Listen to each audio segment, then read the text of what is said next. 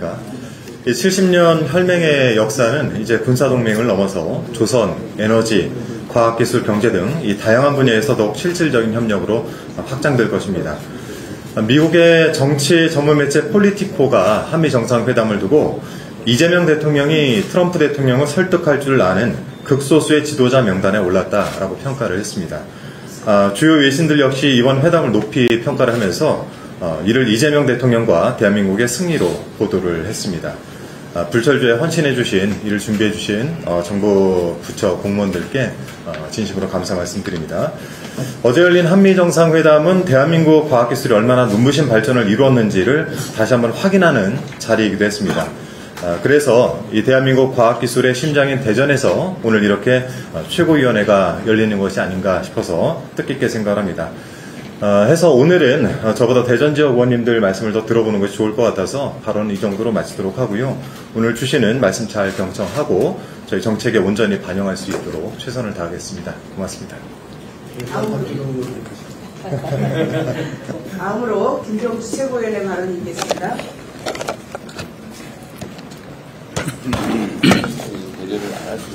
네. 조금 전 대전 현충원에서 홍범도 장군과 최혜병, 연평해전 전사자, 천안함 46용사 묘역에 참배했습니다. 특히 지난 18일은 홍범도 장군 귀환 4주년이었습니다. 늦었지만 장군님의 숭고한 희생과 헌신에 다시 한번 감사드립니다. 대전은 충남의 중심이자 과학수도 대전, 그리고 애국 충절의 중심지입니다. 윤석열 내란 정권에 의해 훼손된 애국 열사들의 명예를 반드시 회복해야 합니다. 아직도 매국 친일 막말을 일삼고 있는 천안 독립기념관의 기관장부터 물러나야 합니다. 이 밖에 앞서 대전시당 위원장님과 여러 지역 위원장님께서 주신 말씀 실행에 옮길 수 있도록 최선을 다하겠습니다. 어제 민주당 지도부는 강원도 강릉을 찾았습니다. 다른 지역은 비가 너무 많이 와서 피해를 봤는데 강릉은 가뭄이 길어져 어려움을 겪고 있습니다. 올해만 문제가 아니었습니다. 강릉시 주변에 강이나 대규모 하천이 없어서 사실상 해마다 반복되는 일입니다. 지금 강릉 시민의 마음은 가뭄으로 가슴이 말라가고 있습니다. 정부의 전폭적인 지원과 근본적인 해결책이 필요할 때입니다. 물은 생명이라고 했습니다. 민주당은 외면하지 않겠습니다. 우선 9월 중 관련 토론회를 열고 지혜로운 방안을 반드시 찾겠습니다. 한미 정상회담은 아주 매우 성공적이었습니다. 그러나 이재명 대통령의 정상 외교 성과를 비방하는 데 내란 동조 세력들이 계거품을 물고 있습니다. 개가 아니라 계거품, 욕설 아닙니다. 이것은. 바이든 날리면으로 대표되는 욕설 외교로 국가의 품격을 추락시키는 데 앞장선 장본인들은 이번 정상 외교에 대해 비방할 자격이 없습니다.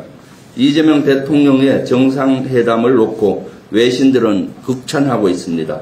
외교 전문가는 물론이고 각 증권사의 연구원도 경제계도 이재명 대통령의 한미 정상회담에 대해 성공적이라고 평가를 내놓고 있습니다. 최악의 상황을 상정할 만큼 비관적 추측이 난무했지만 경제계와 시장이 우려한 돌발 사항은 또한 없었습니다.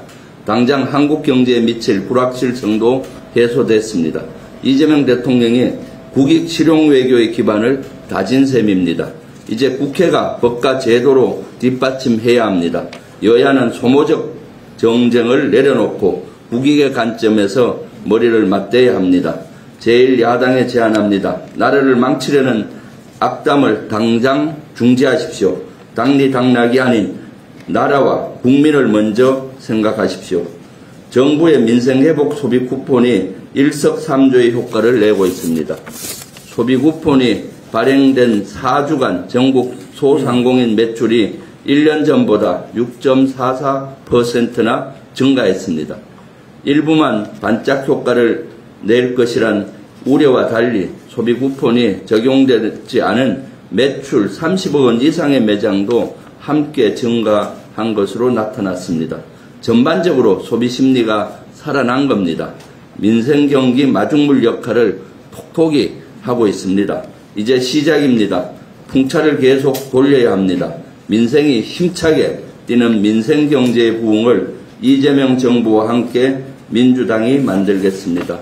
저도 뒤에 2개 있는데 생략하겠습니다. 다음으로 황영선 최고위원의